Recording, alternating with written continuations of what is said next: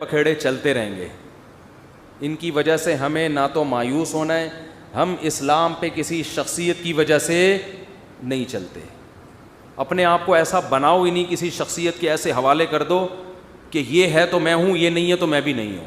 جو آدمی یہ کام کرے گا وہ گمراہ ہو جائے گا.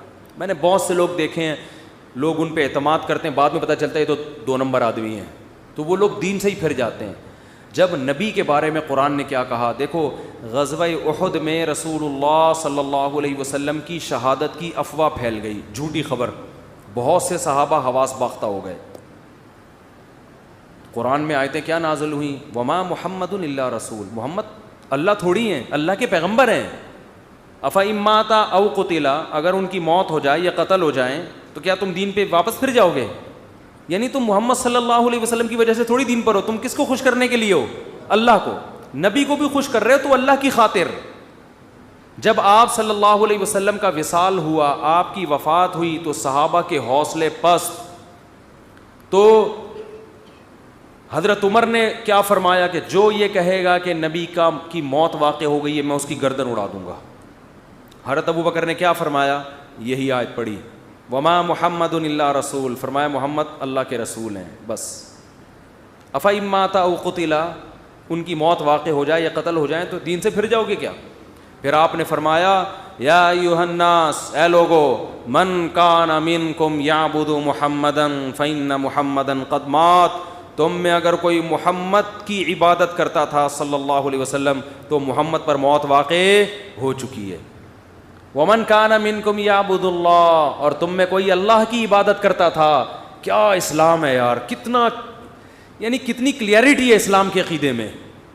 اور یہ اعلان وہ کر رہا ہے جو محمد کا سب سے چہیتا ہے صلی اللہ علیہ وسلم, جو سب سے چہیتا ہے, جس کو سب سے زیادہ غم ہوا ہے آپ کے بچھڑنے کا.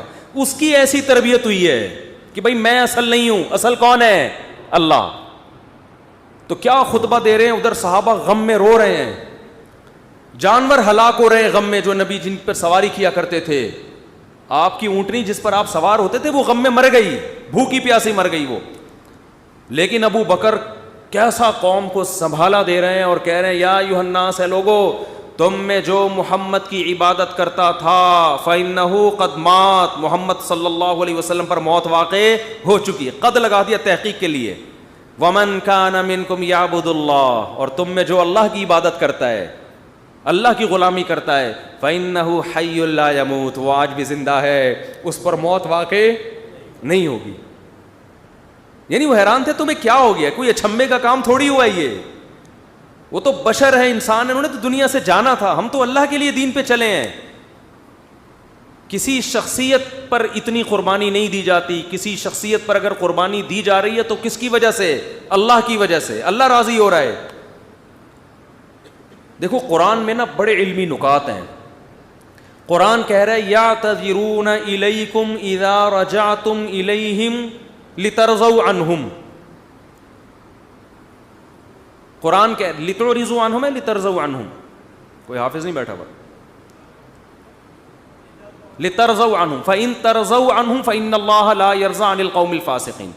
اے نبی, جب آپ غزوہ تبوک سے واپس پہنچیں گے تو یہ جھوٹی قسمیں اٹھائیں گے تاکہ آپ ان سے راضی ہو جائیں, خوش ہو جائیں. اگر آپ خوش ہو بھی گئے, اللہ پھر بھی خوش بولو نہیں ہوگا.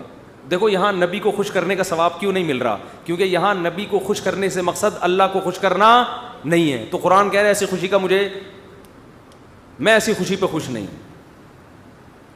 اور کعب ابن مالک, مرارہ ابن ربی اور ہلال ابن امیہ, ان 3 صحابی نے سچ بول کے نبی کو ناراض کر دیا.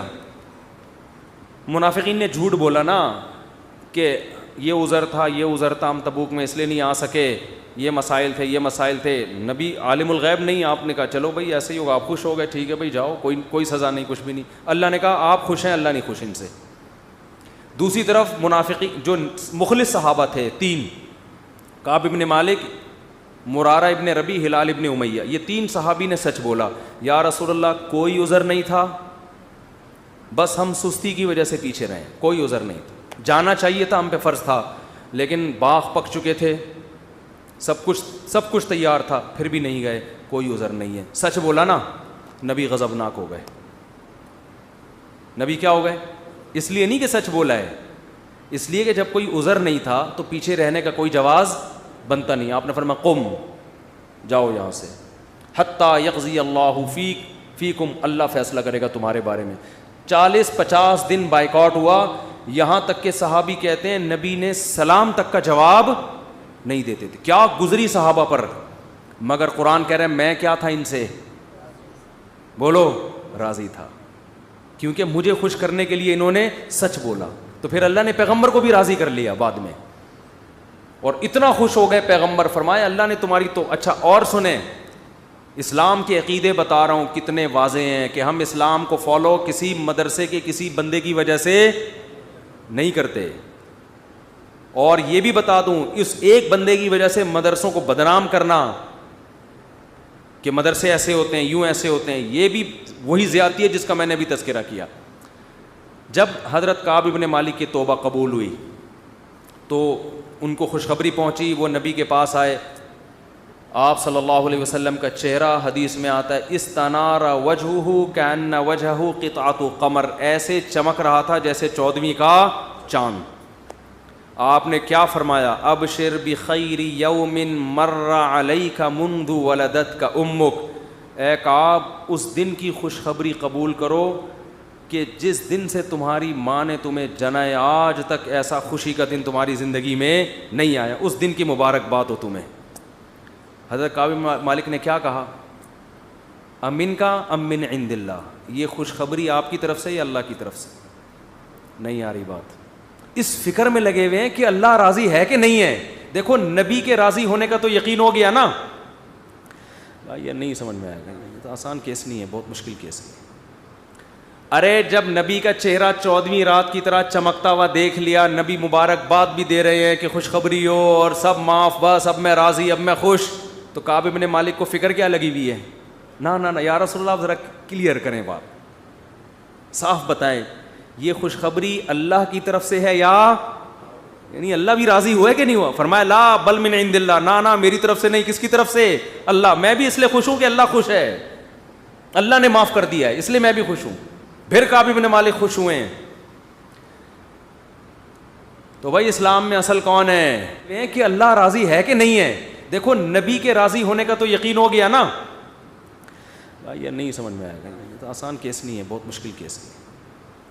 ارے جب نبی کا چہرہ 14ویں رات کی طرح چمکتا ہوا دیکھ لیا، نبی مبارکباد بھی دے رہے ہیں کہ خوشخبری ہو اور سب معاف، بس اب میں راضی، اب میں خوش، تو کعب ابن مالک کو فکر کیا لگی ہوئی ہے، نہ یا رسول اللہ ذرا کلیئر کریں بات، صاف بتائیں یہ خوشخبری اللہ کی طرف سے ہے یا یعنی اللہ بھی راضی ہوا ہے کہ نہیں ہوا؟ فرمایا لا بل من عند اللہ، نہ میری طرف سے نہیں، کس کی طرف سے؟ اللہ. میں بھی اس لیے خوش ہوں کہ اللہ خوش ہے، اللہ نے معاف کر دیا ہے، اس لیے میں بھی خوش ہوں. پھر کعب ابن مالک خوش ہوئے ہیں. تو بھائی اسلام میں اصل کون ہے؟